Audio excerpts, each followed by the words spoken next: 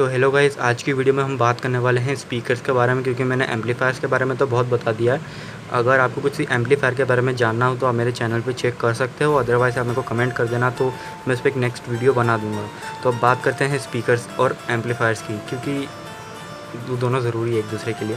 तो अब सबसे पहले देखते हैं मेरा सेटअप जो है। आपको जैसा पता होगा, ये वाला जो सेटअप है मेरा, इसमें TDS 7279 इस्तेमाल किया है मैंने।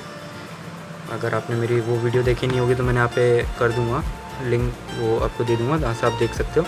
तो बात रही, तो आपको बता दूँ कि जो TDS है दरअसल सपोर्ट वो बोलता है कि 8 ओम के स्पीकर के लिए, लेकिन मैं इसमें चला रहा हूँ 4 ओम के स्पीकर। ठीक है, तो मैंने आपको यहाँ पे बेसिक एक चीज़ बता देता हूँ कि ये वीडियो डिवाइड करूँगा मैं बहुत सारे चीज़ों पे। तो अभी हम सबसे पहले बात करने वाले हैं ओम्स की। तो मैं इसको एक सेकंड रिमूव कर देता हूँ। तो अब हम बात करें अगर ओम्स की, तो ये जो स्पीकर है दरअसल ये है 10 वाट और 4 ओम का। अब यहाँ पे ओम्स सबसे ज़्यादा ज़रूरी क्यों होता है, क्योंकि देखो, अगर आपने 4 ओम का जो मतलब जैसे 8 ओम का एम्पलीफायर है, आपने उसमें 4 ओम का स्पीकर लगा, तो जो वॉट है वो डबल हो जाएगा।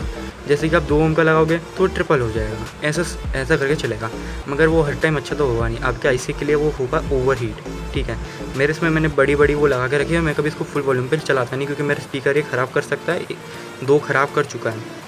ठीक है, तो हमको सबसे पहले देखना पड़ता है कि कितने ओम का हमको हमारा स्पीकर जो एम्पलीफायर है जो हमारा कितना नीड करता है, हमें उस हिसाब से लगाना है। ना कि ये कि आपके पास 8 ओम का एम्पलीफायर, आप 4 ओम का स्पीकर लिया है तो आपको लग रहा है कि पावर बढ़ जाएगी, इंक्रीज़ हो जाएगी, तो आप बिल्कुल गलत सोच रहे हैं। इससे आपका स्पीकर भी ख़राब होगा, एम्पलीफायर भी ख़राब होगा। लेकिन अगर आपको ज़्यादा साउंड चाहिए तो आप एक काम कीजिए कि उसमें एक बहुत बड़ा हीट सिंक लगा दीजिए।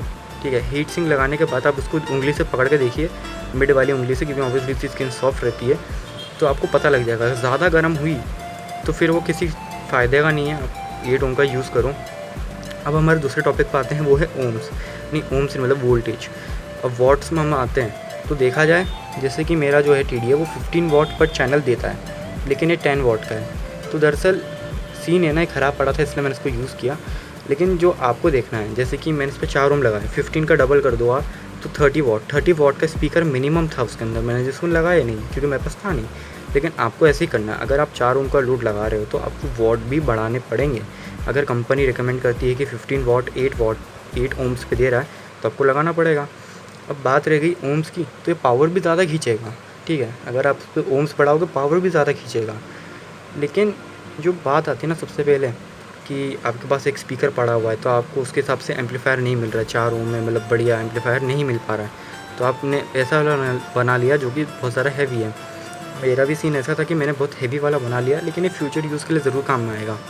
अब अगर हम अब यहाँ से आगे बढ़े तो इंक्लोजर सबसे ज़्यादा इम्पॉर्टेंट रहता है हर स्पीकर के लिए। तो अब इंक्लोजर के लिए मैं आपको सबसे पहले एक एग्जांपल दे देता हूँ। जैसे कि आपने जो होम थिएटर्स देखे होंगे उनमें होल रहता है। अब वो होल इसलिए नहीं करते कि चलो भाई बना देते डिज़ाइन के लिए अच्छा लगेगा, दरअसल वो साउंड मैग्नीफाई करता है। अब मेरा बोलने का मतलब ये कि जैसे कि आप एक छोटा स्पीकर है ना, मैं यहाँ पे एक होल कर दूँगा तो ये वो साउंड नहीं निकालेगा ना, ये वो साउंड थोड़ी निकालेगा जो होम थिएटर निकालता है। भले ये बहुत भारी स्पीकर हो, जैसे आप देख सकते हो पूरा टेबल काँप रहा है बहुत भारी स्पीकर, मगर मैं इस पर अगर होल कर दिया तो सेंस ही नहीं बनेगा ना। सेंस तो बना ही, मतलब ये सबवूफर थोड़ी है, तो स्पीकर है। जो सबवूफर रहते हैं हम उसमें होल इसलिए करते हैं ताकि जो उसकी फ्रिक्वेंसी है बेस की वो हल्की सी इंक्रीज़ हो जाए। दरअसल जो कोई इंक्लोजर रहता है, आप जैसे पता है कि स्पीकर आगे पीछे होता है, तो जो जब पीछे होता है तो भी एयर लेता है, और जब आगे होता है तो वो एयर देता है, वो होल से।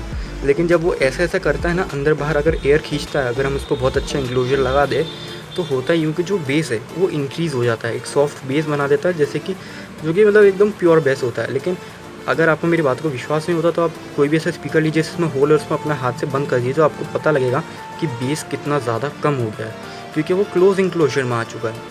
अब सबवूफर में आपको हमेशा एक होल बनाना ही पड़ेगा। अगर आपको छोटे स्पीकर हैं, इन पर आप होल मत लगाइए। अगर आपको इनमें बेस बढ़ानी है तो इसमें भी एक तरीका आता है, वो है पैसिव रेडिएटर, जो कि आप देख पा रहे हैं, इसे पैसिव रेडिएटर बोलते हैं। अब जैसे देख पा रहे हैं, दरअसल ये कोई स्पीकर नहीं है, दरअसल एक बस एक डायफ्राम है जिस पर लगा है मेटल।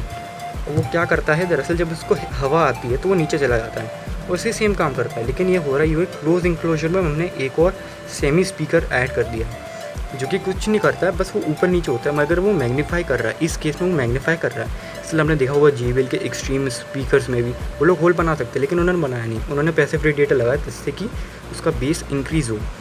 अब ये स्पीकर के लिए भी बहुत ज़्यादा अच्छा रहता है। अगर आपने इसको खोल लिया और मैं इसको सेम वॉल्यूम पे चलाता हूँ तो यहाँ पे मैं देख सकता हूँ जो स्पीकर है हद से ज़्यादा अंदर चला जाता है।